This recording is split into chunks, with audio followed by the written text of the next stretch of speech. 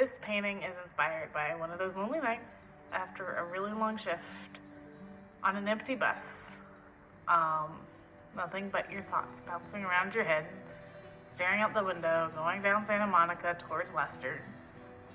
Nothing is glittery on Santa Monica at this time of night. Really, the only time Los Angeles glitters is when it's lying to you, and it will sometimes. But here we are, in the bus. It's a little too cold, a little too dark, and a little too quiet. Alone in your thoughts. It smells like piss. This is the scene. Working on this painting taught me a few things, and taught me the importance of lighting in your reference photos, which art teachers have always told me, and I never really grasped. Like, I knew lighting was important, but I didn't know how much easier they made painting faces.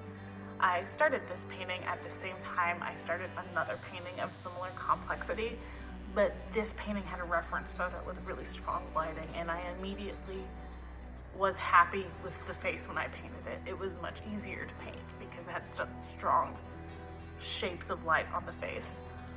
So this one kind of came together quickly. I was at one point debating how colorful the roof of the bus and the shirt was, because I was wondering if it took it away from like that lonely bus feeling and towards like a video game sci-fi feeling.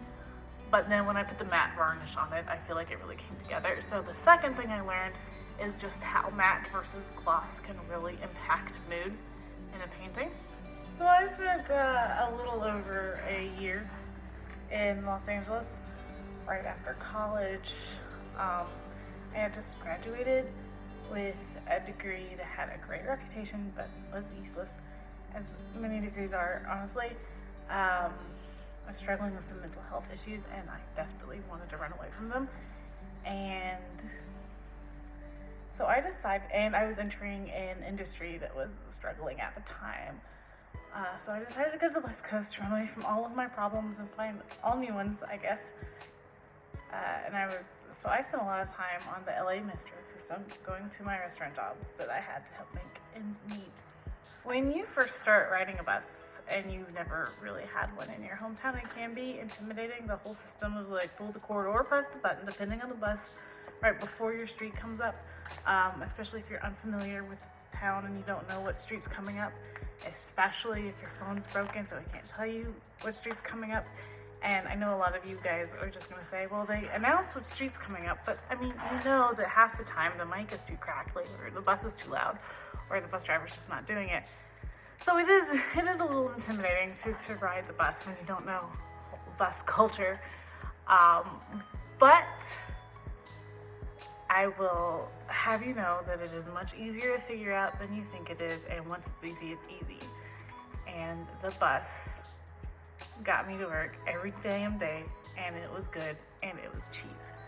The bus system is great because you can get where you need without a car. We all know that, or at least I hope we do. But the metro system, and I suspect it's like this in many cities, is what really allows you to see the city for its people, or see who they really are. And especially a city like Los Angeles, where its reputation isn't what it actually is. I mean, because Los Angeles is glitz and glamour, and let me tell you, when you aren't rich and you aren't living in the hills, you are living on a surface level street. It's not glitz and glamour, the smog blocks, the stars, and like even the skyline. You really don't get a nice view of the skyline until you move a little bit north in the city. Which is inaccessible for people without money, frankly. So no, Los Angeles has no glitz intrinsic to it. It smells like piss and weed. But if you want to really see who lives there, or really see who lives anywhere, take the bus. So I've had pretty poignant experiences on the bus. People see you like you see them. I worked late shifts. I've had people walk up to me on like my happiest days and just be like, wow, I can really feel your energy. My saddest days, everyone's had a turn being the sad girl crying on the bus. Everyone just knows to give you space. Unless they don't, but many people do. I've seen people just lost in their headphones or just getting therapy from the person across the aisle, which isn't always wanted, but when it is, when both people are engaged in that, it's kind of cool. You see, I've met people from probably every state and so many countries, and you see people saving people, lending out phone calls or quarters or sandwiches. Women protecting women it's a real thing I saw a lot. Even strangers, which you don't really see that when you're locked up in your own world.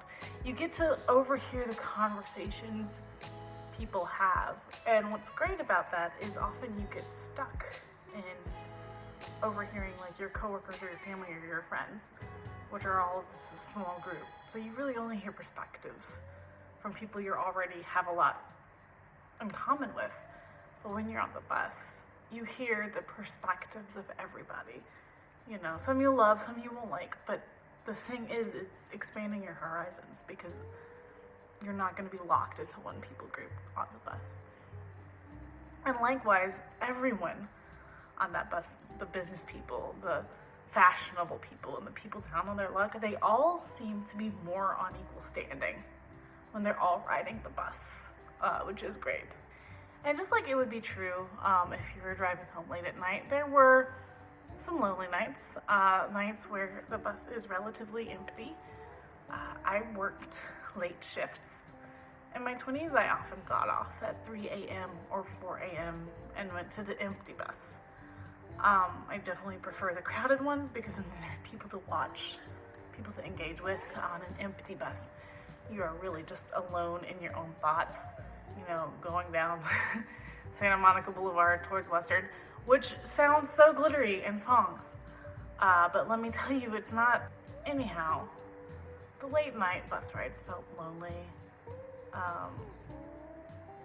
Being on the bus seems to feel a little lonelier than in your car because it's usually so packed, and you usually have something to do when you're driving. Nothing in the car.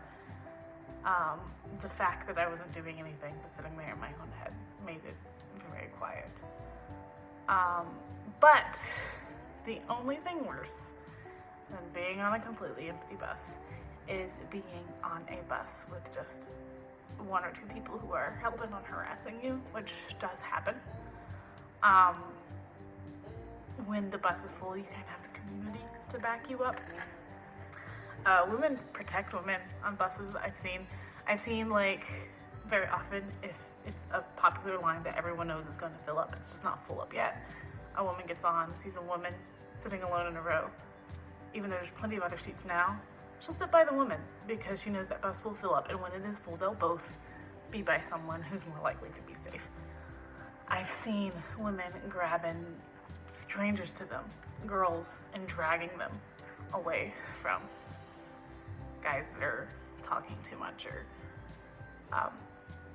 being a little creepy.